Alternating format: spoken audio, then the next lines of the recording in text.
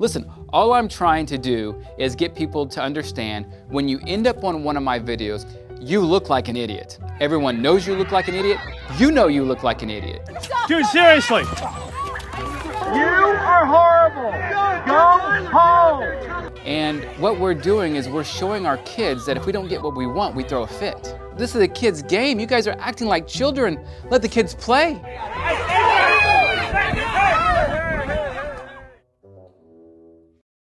My name is Brian Barlow. I'm a grade 7 soccer referee. I get to ref all kinds of semi-pro soccer games, collegiate level games, and I still get to do some highly competitive youth games.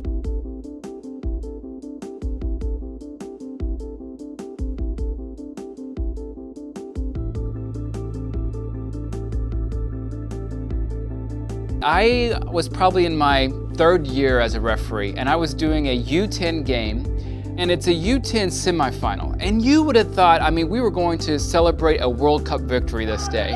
And both sidelines are just going at it, you know, verbally, and they're trying to out-yell the other side, and the coaches are starting to spar. And I'm in the middle, and I start hearing curse words, and I'm not affected by curse words, but I see the players, and the players are now not just playing soccer, but they're looking over at their parents and their coaches, and it starts to get more and more intense on the sideline.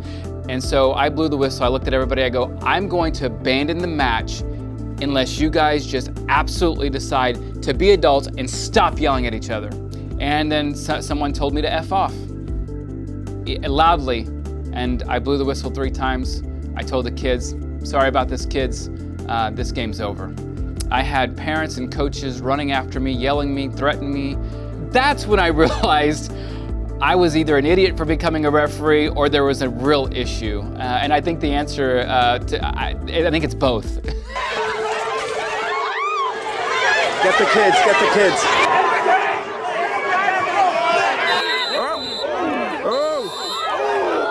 I've seen videos of players coming off the pitch, running after their parents, yelling at them, Dad, Mom, stop it, shut up, Dad, Mom, step away, Dad, Mom, my prom's tomorrow night, I don't want you to go to jail.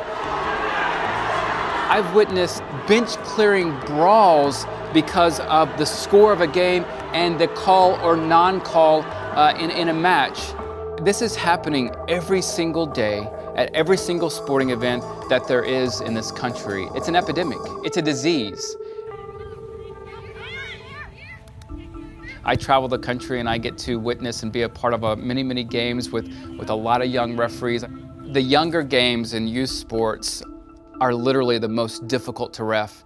Mom and dad's there, aunts and uncles are there, grandma and grandpas are there.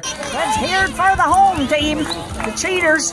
And they want little Sally and little Sammy to score. And then when it's jeopardized and that moment doesn't look like it's happening, we get angry and then we have to start blaming somebody. And so now we're asking the referees not just to be a referee and understand how to officiate the game, but now we're asking those referees to be therapists for adults.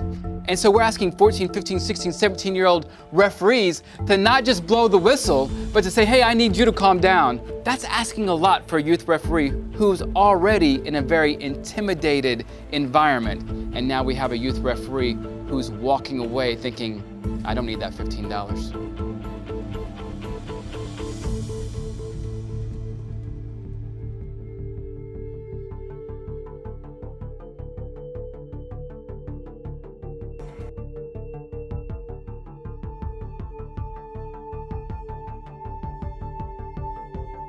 I had a buddy send me a video of an incident that happened in Arkansas. A mother on the sideline was not happy with a referee and was making a huge scene. And someone sent me the video. I looked at it and I was completely appalled.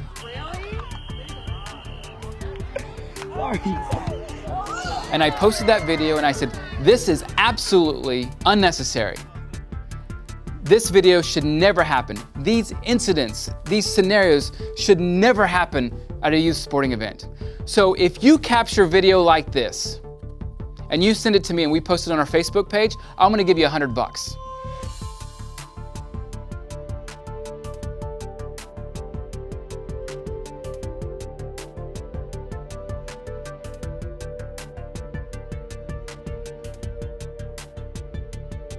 I started this page kind of as a comedic opportunity to let people know that you sound like idiots out there when you're screaming and yelling at officials. And so I was simply trying to shed light on the fact that youth sports is supposed to be innocent and developmental, and we need parents to stay out of the way. We will stop this tournament. This is stupid. The ones where you see the kids getting involved or stepping in the middle of adults face to face, getting ready to fight each other, those are probably the most disturbing, but they're also the most popular. Then I have this softball video of parents literally laid out on the ground, probably 10 to 15 of them, literally laid out on the ground, wrestling. Every week, almost every single day, we continue to get videos of people behaving badly on the sideline of a youth sporting events.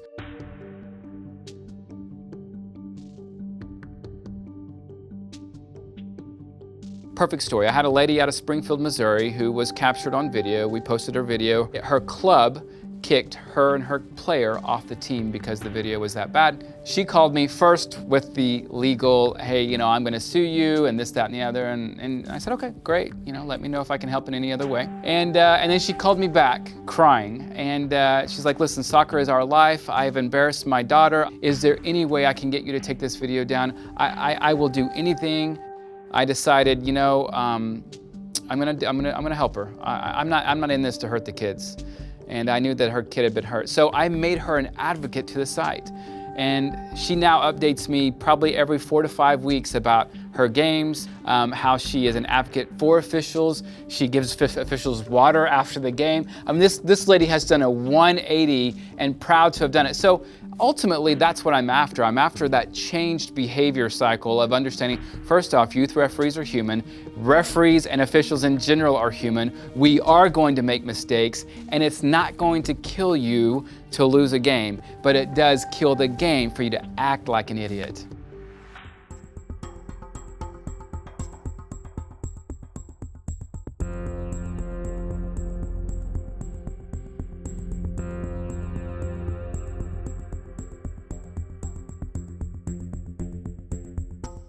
There are other people that think there's a better solution. There are other people that think that you don't have to shame people on video. Listen, I'm all ears. Do it. You don't have to follow me or the initiative. You don't.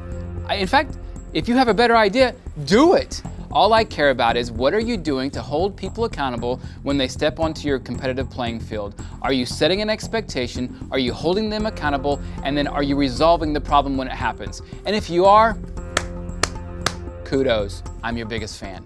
If you're not, you need to follow the page, because at the end of the day, we are getting people to talk about it. We are affecting and making people change their behavior. So ultimately, that's the most efficient and effective way to get to where we're trying to go. I've actually had this opportunity to speak to a parent behaving badly. I say to you, if you're so good at foul selection, if you're so great as an official, even though you're sitting down in the shade, drinking your drink, eating your food, not running. You look like you're probably a little bit out of shape as it is, but that's okay. You're the expert. If you think you can do it so much better, I would tell you, go get your license. Go get your badge. Go get your certification. Go show the world how great of an official you are. Because I guarantee you this, when the pressure is on, and when you're in the middle of a highly competitive game, having to make a highly controversial decision, and it's time for you to make that moment where it is detrimental, whether you're right or wrong. People sitting on the sideline, you don't have the pressure of right or wrong, you have an opinion. So until you can get the uniform on and put the badge on, I don't want to hear your voice. You don't have the whistle. You don't have the badge. Take a seat. I'm going to call the game. You watch. That's what I would say.